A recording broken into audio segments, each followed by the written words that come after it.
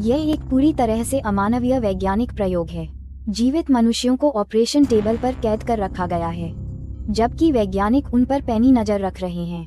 प्रत्येक मनुष्य के सामने एक गोल अंडा धीरे धीरे खुलता है। ये वैज्ञानिक मनुष्यों का उपयोग जेनोमॉर्फ्स को पैदा करने के लिए करना चाहते हैं, और उनके अंदर मौजूद भयानक कीड़े बाहर निकलने ही वाले हैं। इसी क्षण सुप्त मनुष्य भी जाग जाते हैं, लेकिन इससे परजीवी बनने का उनका भाग्य नहीं बदलता। वैज्ञानिकों के इस पागलपन का कारण ये है कि वे जेनोमॉर्फ्स को पालतू जानवरों की तरह वश में करना चाहते हैं। इसका उपयोग न केवल युद्ध छेड़ने के लिए किया जाएगा, बल्कि यदि वे जेनोमॉर्फ्स की अविश्वसनीय जैविक संरचना को समझ लेते हैं, तो यह मानवता के भविष्य के विकास पथ को भी प्रभावित कर सकता है। कहानी की शुरुआत में ओरेगो नामक एक शोध युद्धपोत अंतरिक्ष में यात्रा कर रहा है और एक गुप्त प्रयोग कर रहा है।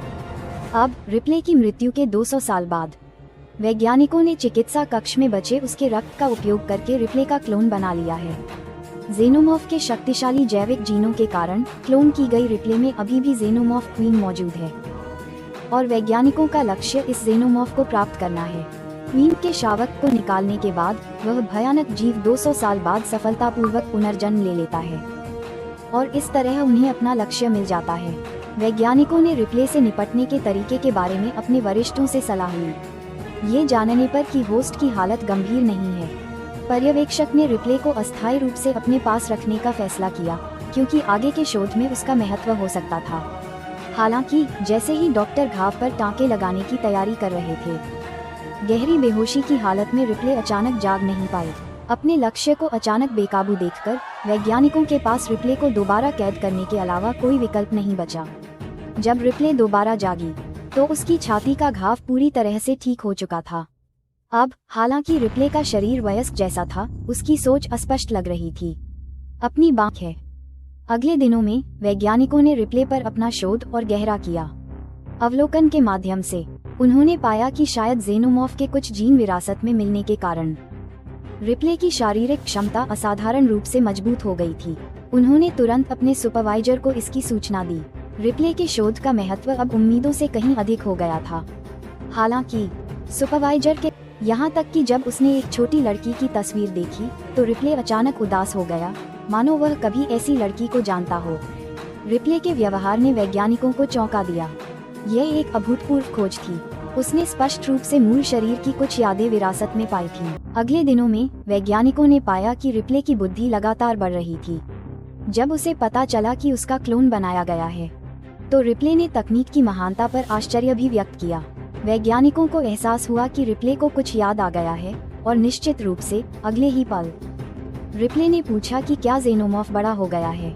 किसी ने उसे ये बातें नहीं बताई थीं। फिर भी रिप्ले को जेनोमॉर्फ रानी के बारे में सब कुछ पता था।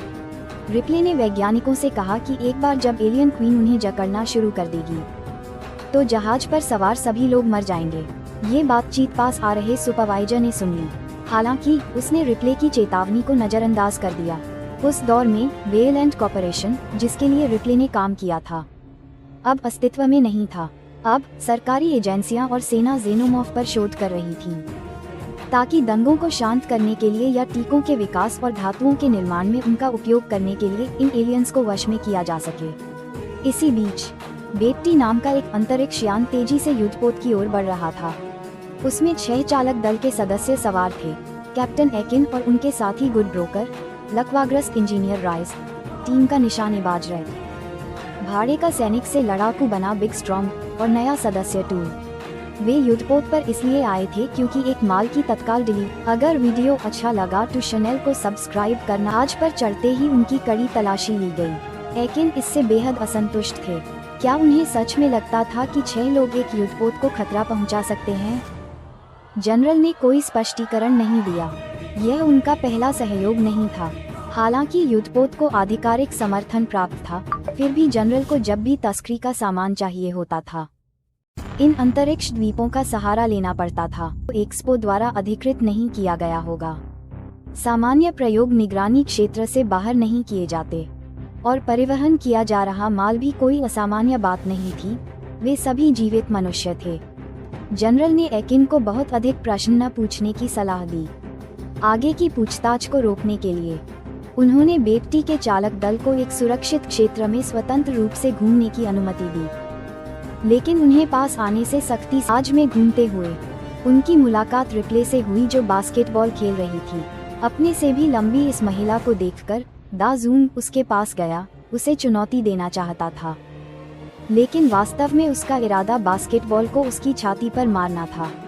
दा जून की बनने की हकदार थी। इस बीच किसी ने ध्यान नहीं दिया कि रिप्ले ने जो खून लापरवाही से जमीन पर पोंछा था, आसपास दूसरे जीवों को देखकर उसकी खूंखार प्रवृत्ति ने तुरंत हमला था।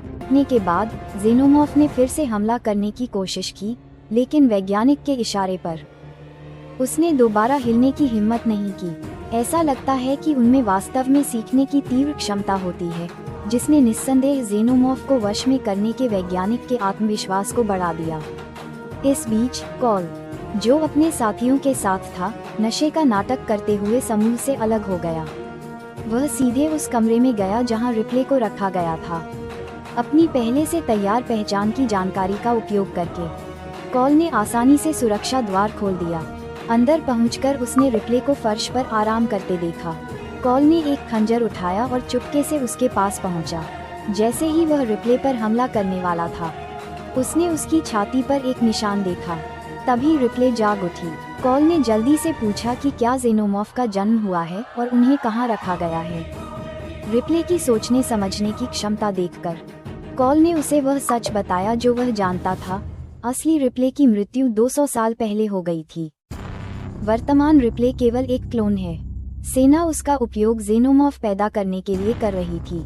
अगर उसे अचानक जेनोमॉर्फ की विशेष शारीरिक क्षमता न मिली होती, तो रिप्ले आज जीवित न होता। कॉल ने रिप्ले से जेनोमॉर्फ को खत्म करने में उसका साथ देने का आग्रह किया, क्योंकि यही उसका पिछले जन्म का मिशन था।